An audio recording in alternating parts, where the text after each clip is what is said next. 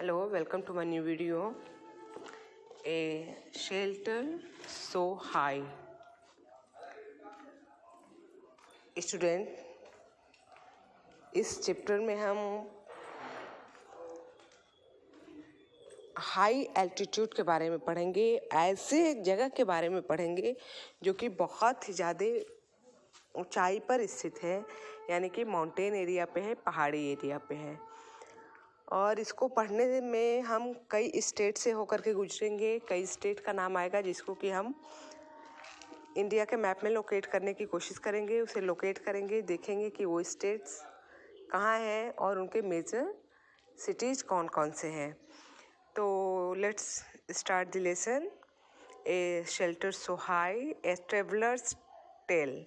एक यात्री की कहानी है। एक यात्रा करने वाला लड़का है जिसका कि नाम गौरव जैनी है।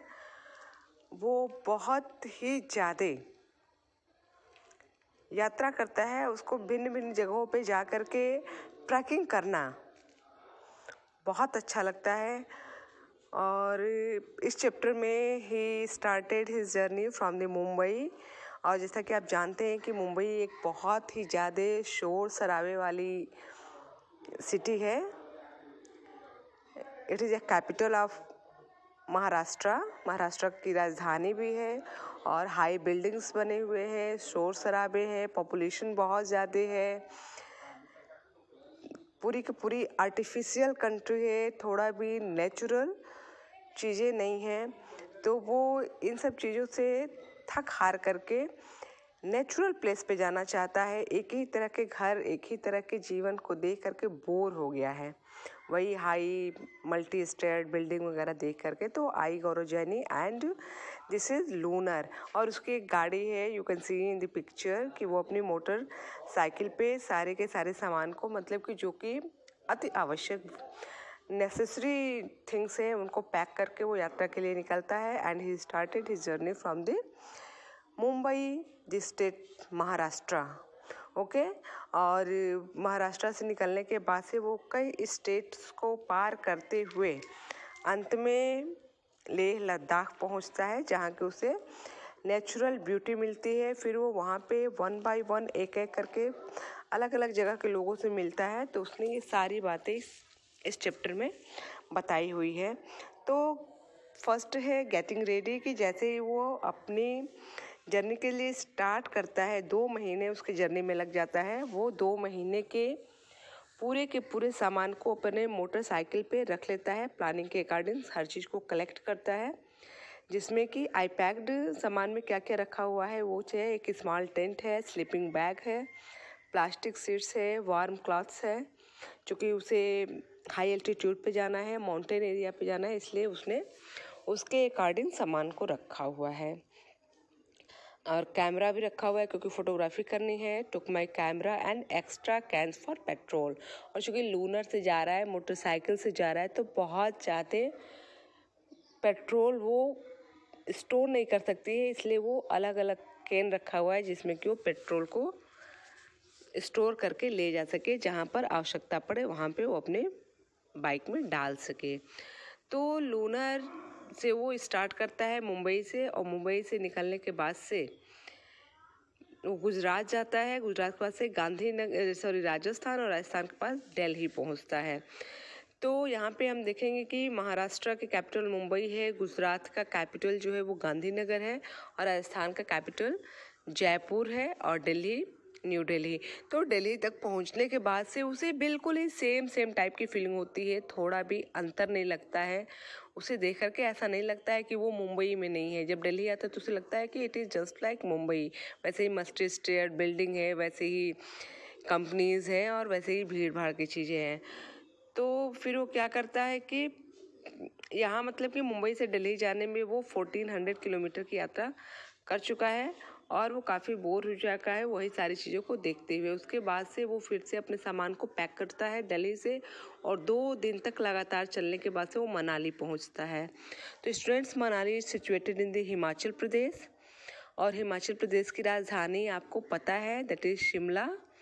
तो हिमाचल प्रदेश यानी मनाली पहुंचने से पहले दिल्ली से उसे और भी 2 स्टेट्स क्रॉस करने पड़ते हैं, that is Haryana and Punjab.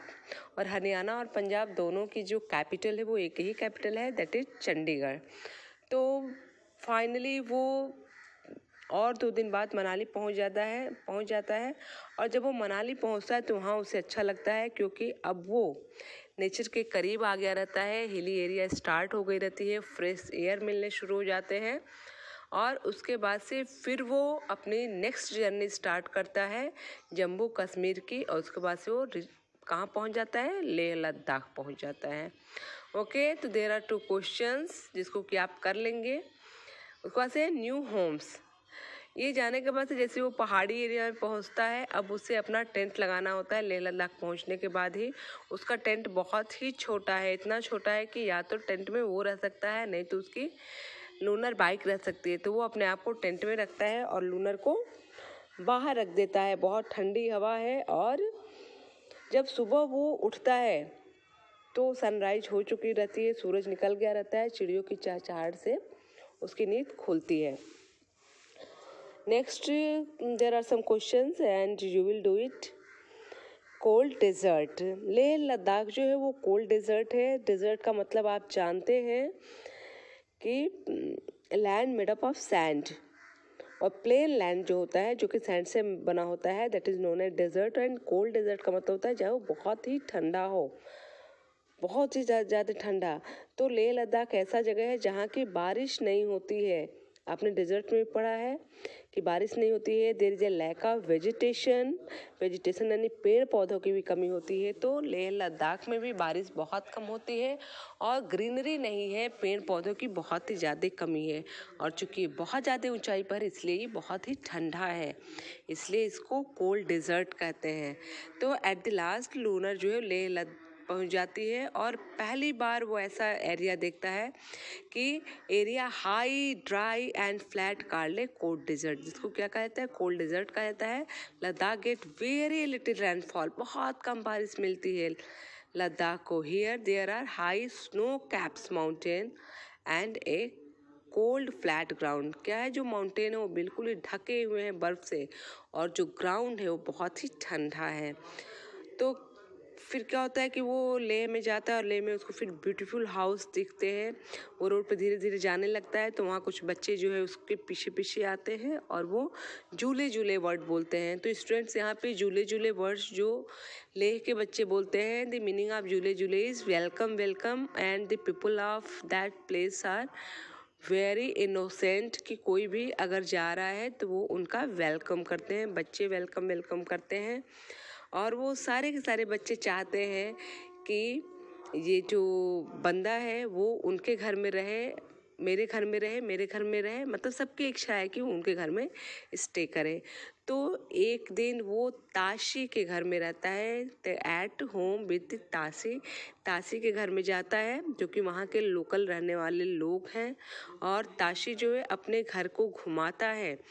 Mainly वो देखता है कि ताशी का घर जो है स्टोन से बना हुआ है, एक के ऊपर एक स्टोन को रखा गया है, और उसके ऊपर चूना और मिट्टी से कवर किया गया है, ढका गया है। सीढ़ियों और फ्लोर को वुड से बनाया गया है ताकि ठंडी ना लगे। और जो नीचे का कमरा है, जो ग्राउंड फ्लोर है, उसमें एक भी विंडो नहीं है।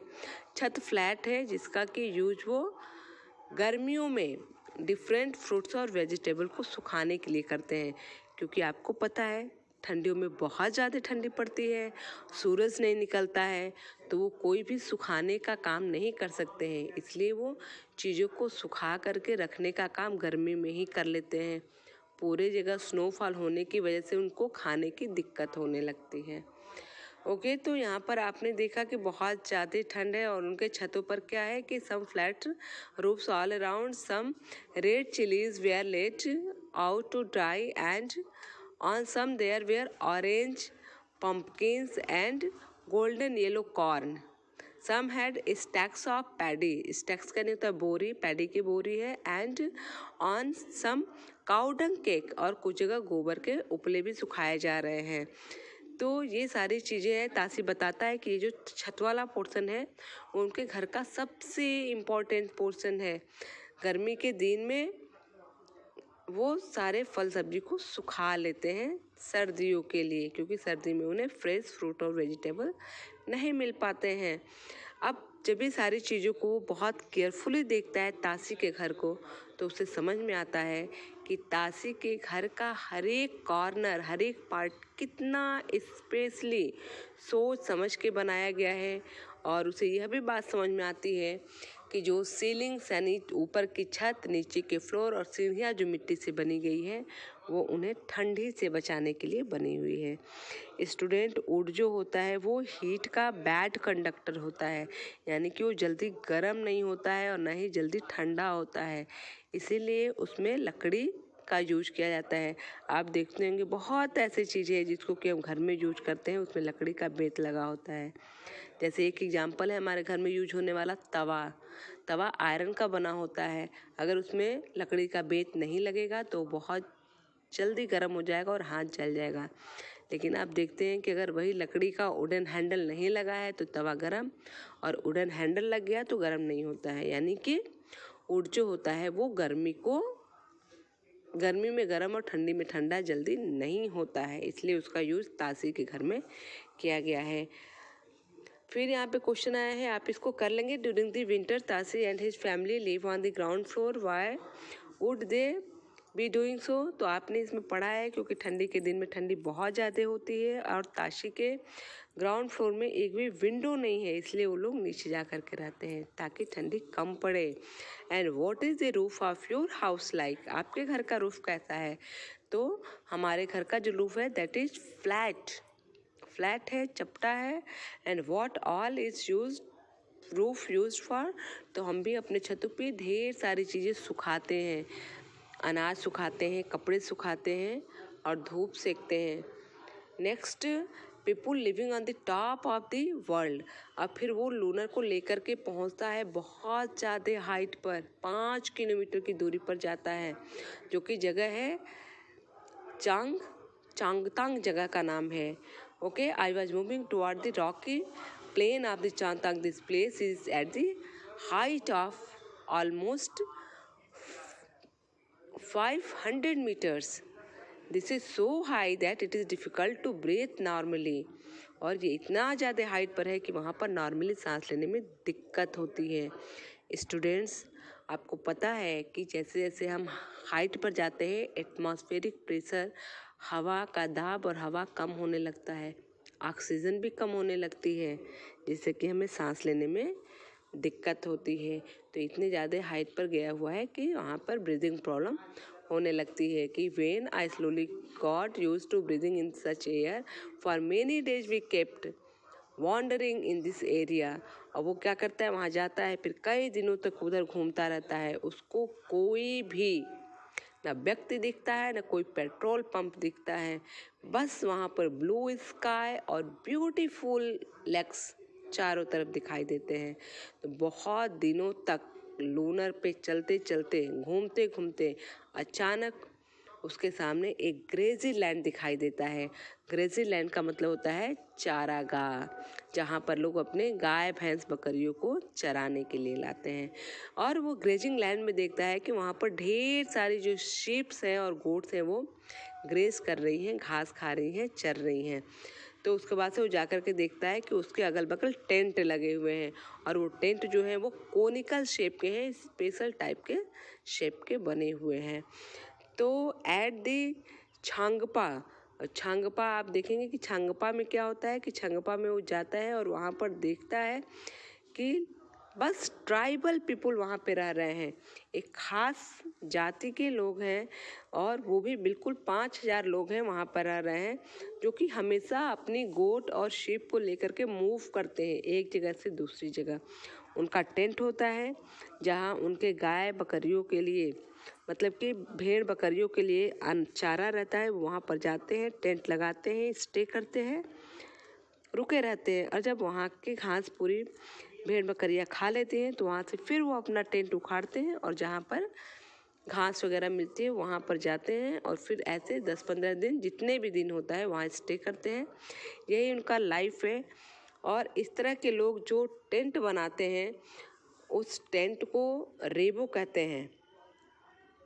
ओके, ये लोग जो होते हैं, जो कि बहुत ज़्यादा ऊंचाई पर होते हैं, तो इनके लिए ये भेड़ और बकरियां ही खजाने के समान होती हैं। ये भेड़ और बकरियों के दूध और मीट को खाते हैं, उसके स्किन को टेंट में यूज करते हैं और जो ऊल होता है उसका कोट और स्वेटर बनाते हैं। तो और इसके साथ साथ जिसके पास जितनी ज़्यादा भेड़ बकरियां होती हैं वो उतना ही धनी माना जाता है, रिच माना जाता है, स्ट्रांग माना जाता है। इनके पास ऐसी ऐसी बकरियां होती हैं जिनके हेयर जो होते हैं बहुत ही सॉफ्टर होते हैं और ये उसी ऊंचाई पर ही जी सकती हैं, इनको नीचे नहीं जी सर्वाइव कर पाएंगी, जिंदा नहीं रह पाएंगी, मर जाएंगी। तो I was carrying very little of my belongings on my motorcycle. बता रहा है कि मैं बहुत थोड़ा सा अपने सामानों को लेकर के मोटरसाइकिल पर आया था, लेकिन ये जो स्पेशल टाइप के लोग हैं ये अपने सामान को फटाफट पैक कर लेते हैं, 2-2.5 घंटे में पैक कर लेते हैं और तुरंत ही उस जगह से मूव करके आधे घंटे में नए जगह पे टेंट लगा लेते हैं। ये अपने साथ पूरा का पूरा अपने जीवन से संबंधित सामान लेकर के चलते रहते हैं। कह रहा है कि you are most welcome into our home.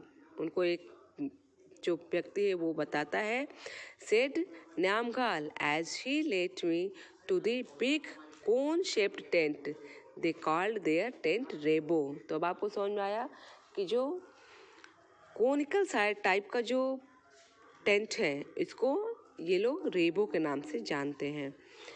तो इसके बाद से बता रहा है कि ये अपने टेंट को बांधने के लिए याक के जो लंबे लंबे बाल होते हैं उससे ये रस्सी वूव करते हैं, बनाते हैं। जैसे महिलाएं चोटी बनाती है ना, वैसे ये रस्सी को गूंथ करके उसके बाल को गूंथ के रस्सी बनाते हैं और उससे ये अपने टेंट को बांधते हैं ताकि इनका टेंट जो है बहुत ही टाइटली फिट रहे, बंधा रहे। और टेंट को गाड़ने के लिए 2 फीट नीचे गहराई में पहले पूरा खोदते हैं और उसके बाद से ये अपना टेंट लगाते हैं।